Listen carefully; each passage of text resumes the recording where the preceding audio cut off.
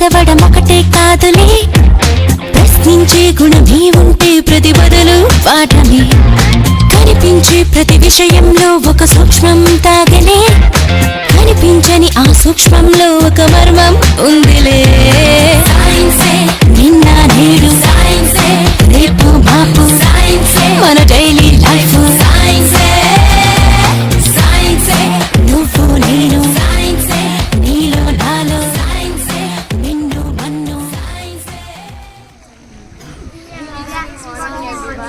We are from 7th class.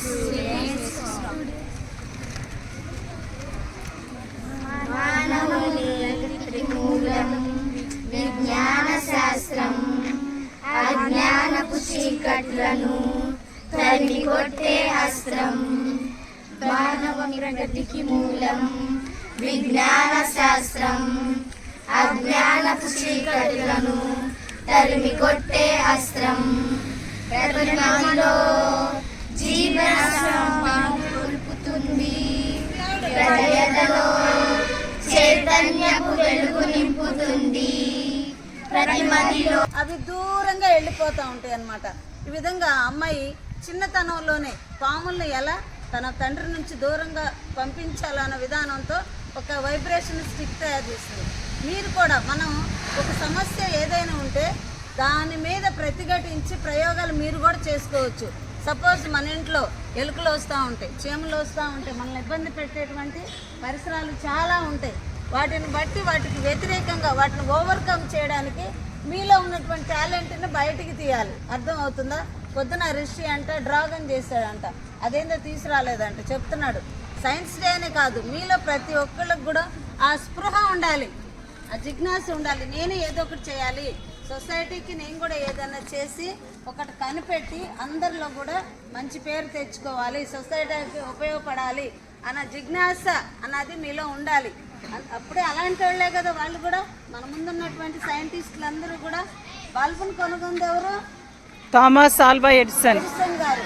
ఆయన దగ్గరగా 1000 వస్తువులు కొత్త వాటిని ఎక్స్పెరిమెంట్స్ కనుగొన్నారంట. బల్బ్ ఏంటి, తర్వాత ఇంకా వాటర్ పెన్ ఏంటి, పెన్ ఎవరు కనుక్కున్నారు తెలుసా? ఇంక పెన్లు ఉండేవి మా చిన్నప్పుడు, అది వాటర్ మెన్.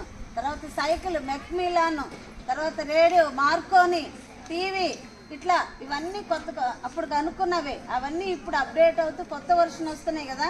మీరు కూడా కొత్తగా ఆలోచించండి, న్యూ ఏదన్నా కనుగొనండి. మీ పేరు కూడా బాగా ఏదన్నా గిన్నిస్ బుక్లో ఉంటుంది. మొన్న సిస్టర్ గారు వారికి సెలబ్రేట్ చేశారు కదా, ఏ అవార్డు ఇచ్చారు చెప్పండి? సావిత్రిబాయి పూలే అవార్డు. ఊరికే ఇచ్చారా? 4 years మనతో ఉండి మన స్ట్రెంగ్త్ పెంచుతూ మనతో ఉండి నూతన జ్ఞానాన్ని అంటే ఎప్పటికప్పుడు అప్డేట్ చేస్తూ ఇట్లా మీకు ఇంతకుముందు చదివిన పిల్లలు ఉన్నారు, ఇప్పుడు 10th వరకు చదివిన వాళ్ళు. అక్కడ ప్రోగ్రాంలు ఇవ్వటం కానీ లేకపోతే మనల్ని ముందుకు గేమ్స్కి వెళ్ళారా? ఎప్పుడన్నా ఎక్కడికైనా వెళ్ళారా? మొన్న అక్కడికి విజ్ఞానికి వెళ్ళారు, అట్లా ఎప్పుడన్నా వెళ్ళారా మీరు? ఎవరు తీసుకెళ్ళారు కదా? అలా మన సిస్టర్ గారు మీకు ఎట్లా కొత్త అయితే